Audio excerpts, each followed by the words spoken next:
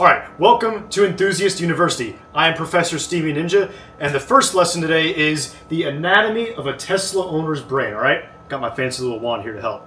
So we're going to first start on this side right here of the brain, and the first lobe we have to discuss is the Elon Musk glazed lobe, okay?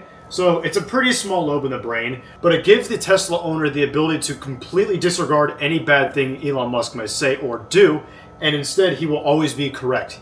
He is their leader. A Tesla owner is nothing without Elon Musk.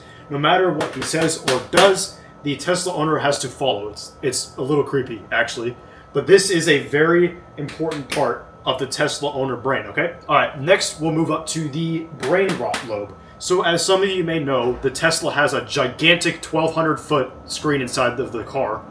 And that 1,200-foot screen inside of the car lets you watch movies and games. Now, of course, YouTube is one of those examples. And, of course, Tesla owners are some interesting people. And they like to scroll a lot. What better place to scroll than in your car while driving down the road doing 70 miles an hour? Tesla owners love to scroll brain rot, specifically brain rot, while driving the car, okay? It's worth pointing out that also some Tesla owners will hook up game systems to their car. I don't know how you're in a car that long to where you'd want to play a PlayStation.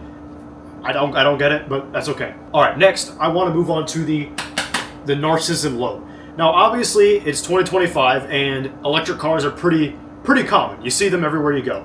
But when Teslas came out, they were pretty one of a kind. I'll give them that. The early adopters of Teslas, of course, were very proud of their electrical vehicle, okay? The Teslas were very unique, and there wasn't anything else really like them on the market. And this was about 2019. 2019 to 2020 is when they became pretty popular. And so they were very narcissistic.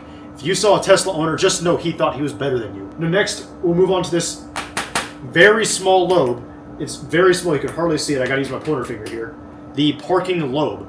Now, some of you may know that Teslas have autopilot, and this extends to parking. So naturally, and we'll come back to this because it ties into another lobe, naturally a Tesla owner wouldn't dare park his own car because that's a plebeian task beneath him.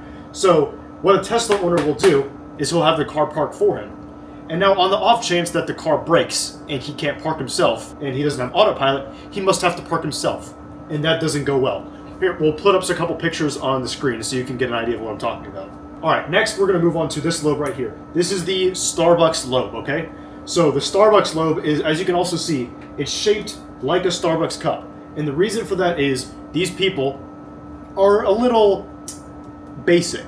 And they're always seen with a cup of Starbucks coffee. No matter the condition, no matter who it is, if you see a Tesla owner, there will at least be 3 cups of coffee from Starbucks in his car. Or in his hands. You know, I mean, it's the same thing, basically. Alright, next, we're going to move on to a pretty spicy one. This right here. This is the racing lobe. Now, as you may know, Tesla has a trim called Plaid.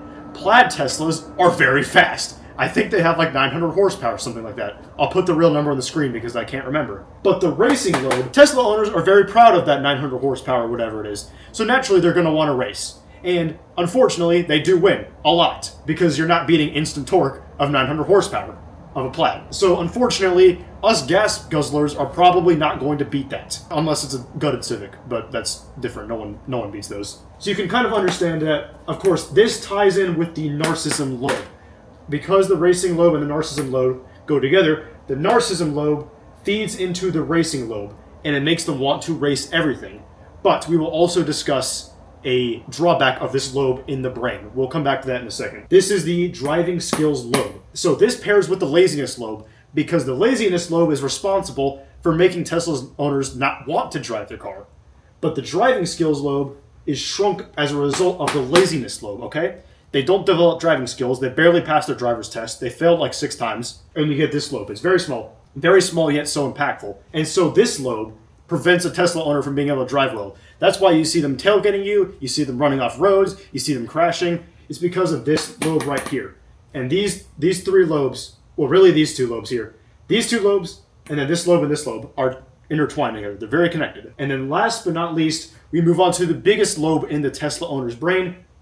This whole section here, this is the laziness lobe. So the laziness lobe is very, very, very important. So this laziness lobe ties in with the driving skills lobe.